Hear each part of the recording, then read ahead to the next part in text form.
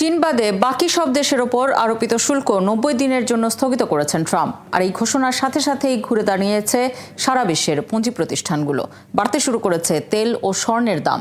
এদিকে গাজার আবাসিক ভবনগুলোতে দফায় দফায় চলছে ইসরায়েলের হামলা। আর গাজার পরিস্থিতি দেখে আগামী কয়েক মাসের মধ্যেই ফিলিস্তিনকে রাষ্ট্র হিসেবে স্বীকৃতি দেওয়ার ঘোষণা দিয়েছে ফ্রান্স। চীন বাদে যেসব দেশের ওপর পারস্পরিক শুল্ক আরোপ করা হয়েছিল সেগুলো ৯০ দিনের জন্য স্থগিত করেছেন যুক্তরাষ্ট্রের প্রেসিডেন্ট ডোনাল্ড ট্রাম্প। বুধবার ট্রাম্পের এই ঘোষণার পরই এশিয়া সহ বিশ্বের অনেক দেশের শেয়ার বাজারে ঊর্ধ্বমুখী সূচক লক্ষ্য করা গেছে। অন্যদিকে চীনা পণ্যের ওপর মোট শুল্কের পরিমাণ ১০৪% থেকে বাড়িয়ে ১২৫% করার ঘোষণা দিয়েছেন মার্কিন প্রেসিডেন্ট। এর আগে মার্কিন প্রশাসন চীনা পণ্যের ওপর ১০৪% শুল্ক আরোপের পর যুক্তরাষ্ট্রের পণ্যে পাল্টা ৮৪% পর্যন্ত শুল্ক আরোপ করে চীন। গাজা সিটির সুজাইয়া শহরের আবাসিক ভবনগুলোতে দফায় দফায় বোমা হামলা চালিয়েছে দখলদার ইসরায়েলি বাহিনী। এসব হামলায় বুধবার কমপক্ষে ৩৫ জন ফিলিস্তিনি নিহত হয়েছেন।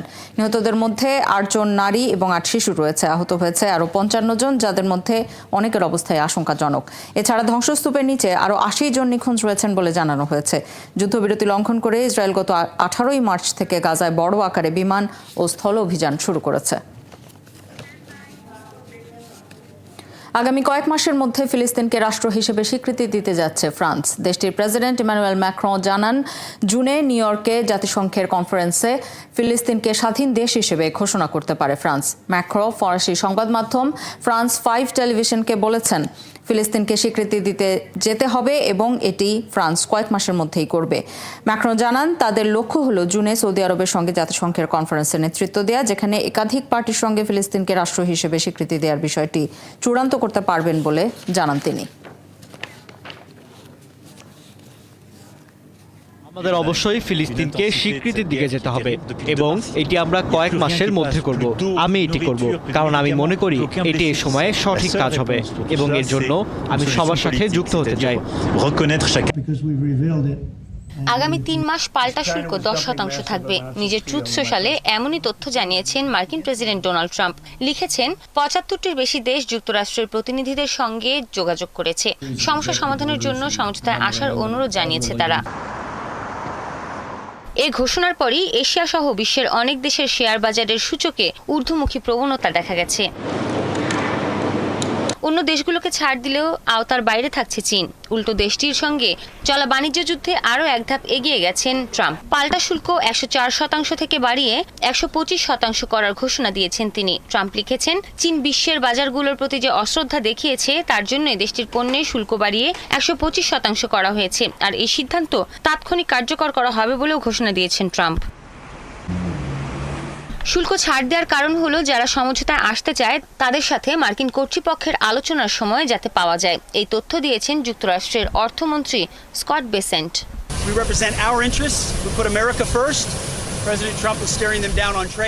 সমঝোতার একটা দারুণ সুযোগ দিয়েছেন প্রেসিডেন্ট ট্রাম্প। এখন পর্যন্ত ৭৫টি দেশ যোগাযোগ করেছে। ট্রাম্পের শক্ত নীতির কারণেই এই সাফল্য। এক সপ্তাহ আগে আমি বলেছিলাম, প্রতিশোধ পরায়ণ না হলে পুরস্কার পাওয়া যাবে। এখন দেখুন, বিশ্বের যে কোনো দেশ আলোচনা চাইলে আমরা প্রস্তুত। আমরা তাদের জন্য ১০% পর্যন্ত নামতে রাজি।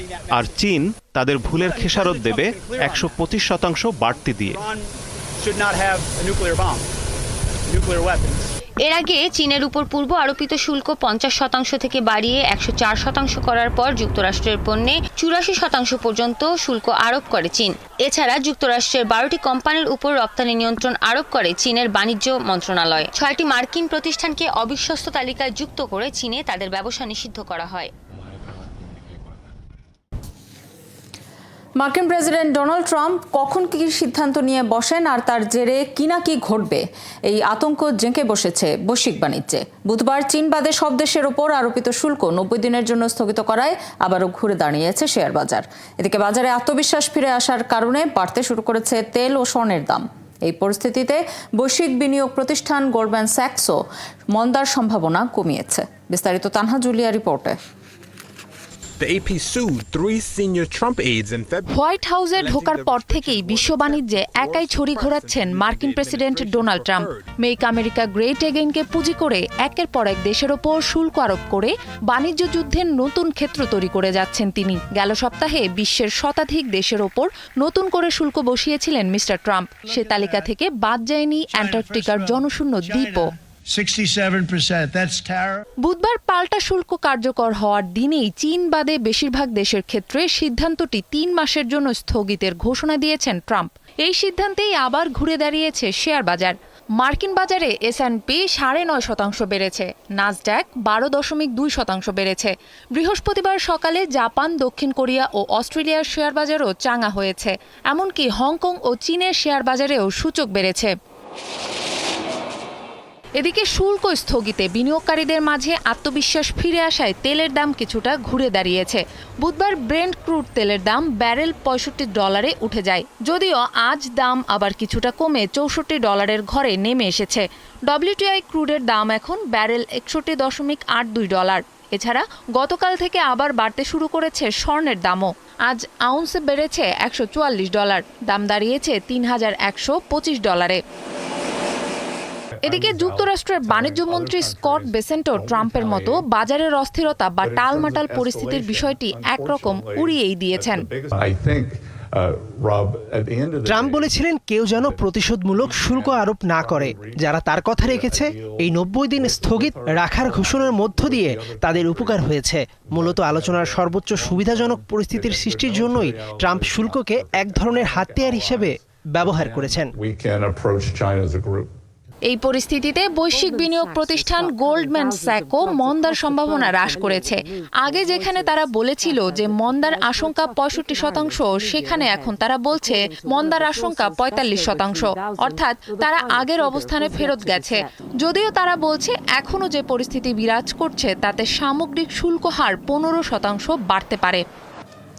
ওয়াকফ আইন নিয়ে ভারতের মণিপুর রাজ্যে নতুন করে প্রতিবাদ শুরু হয়েছে। এদিকে পশ্চিমবঙ্গে ওয়াকফ কার্যকর হবে না বলে জানিয়েছেন মুখ্যমন্ত্রী মমতা বন্দ্যোপাধ্যায়।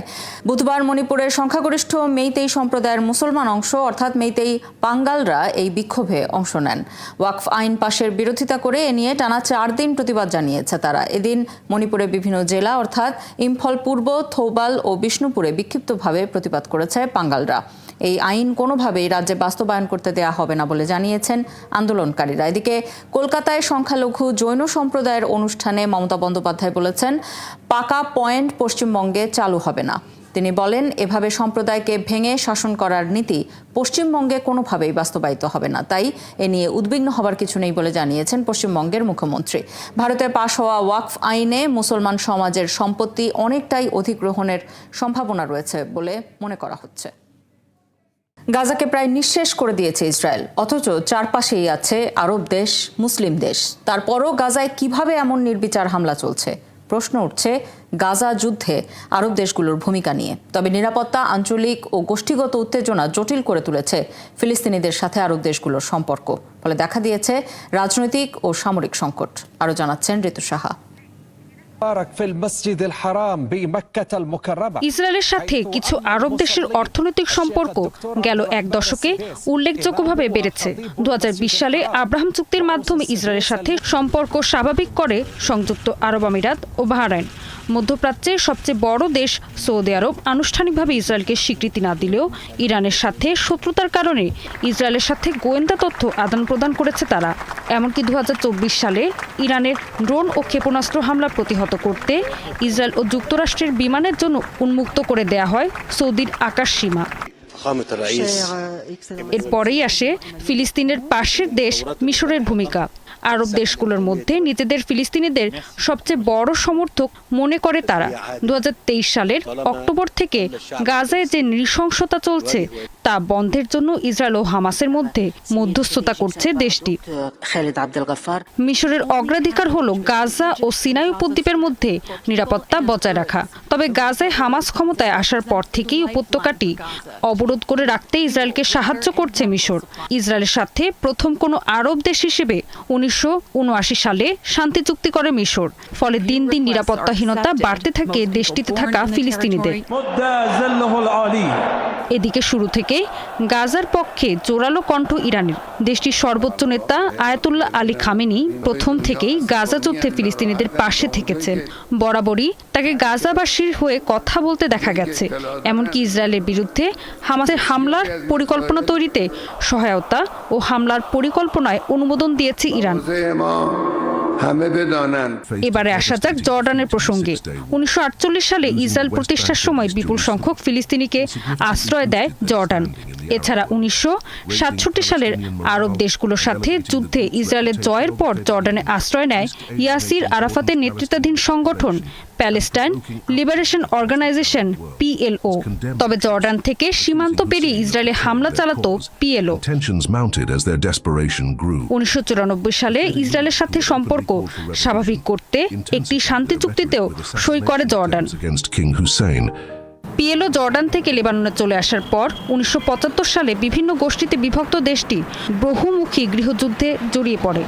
ইসরায়েল, সিরিয়া ও লেবাননের সশস্ত্র গোষ্ঠীগুলোর হামলার নিয়মিত লক্ষ্যবস্তুতে পরিণত হয় ফিলিস্তিনিদের বিভিন্ন শরণার্থী শিবির। লেবাননে এই সংঘাত চলে প্রায় 15 বছর।